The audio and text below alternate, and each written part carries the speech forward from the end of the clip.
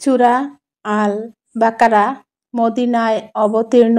রুকু মোট 40টি আর আয়াত মোট 286টি।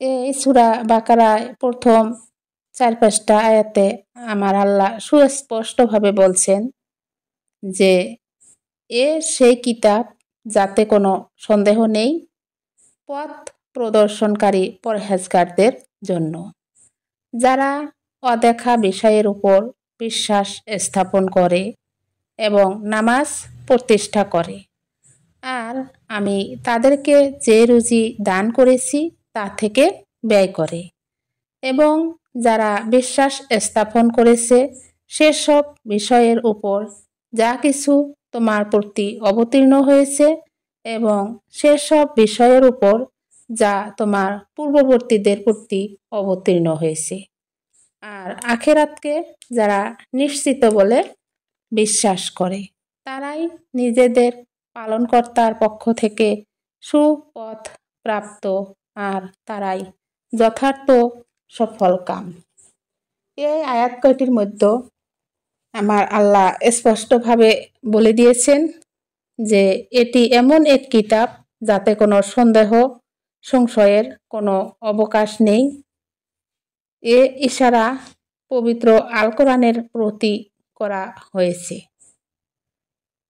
যা মানুষের সামনে রয়েছে। যারা আল্লাহ তাআলাকে ভয় করে তাদের জন্য হেদায়েতের কথা বলেছেন, অর্থাৎ যে বিশেষ হেদায়েত পরকালের মুক্তির উপায়, তা কেবল মুত্তাকিদেরই জন্য প্রাপ্ত।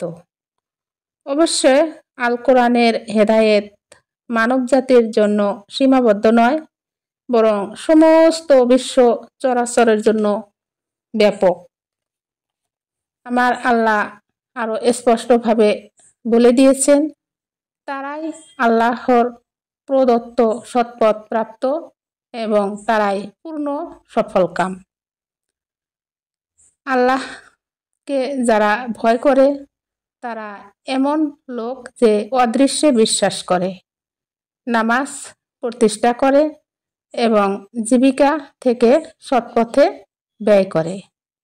আলোচ্য এই আয়াতে মুত্তাকিদের 3টি গুণের কথা উল্লেখ করা হয়েছে। নাম্বার 1, অদৃশ্যে বিশ্বাস স্থাপন করা। নাম্বার 2, নামাজ প্রতিষ্ঠা করা। নাম্বার 3, স্বীয় জীবিকা থেকে সৎপথে ব্যয় করা, অর্থাৎ আল্লাহর পথে ব্যয় করা।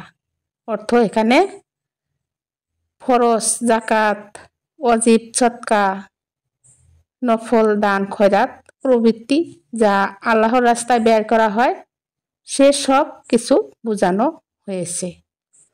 একজন সুস্থ বিবেক সম্পন্ন ব্যক্তি চিন্তা করবে যে আমাদের নিকট যা কিছু রয়েছে তা সবই তো আল্লাহর দান ও আল্লাহর আমানত।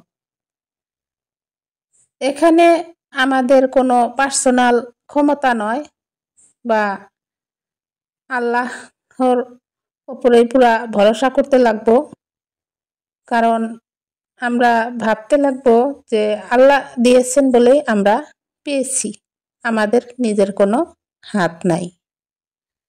ইমানের গুরুত্ব সকলেরই জানা যে ইমানই প্রকৃত ভিত্তি এবং সকল আমল কবুল হওয়ার ইমানের উপরই নির্ভরশীল।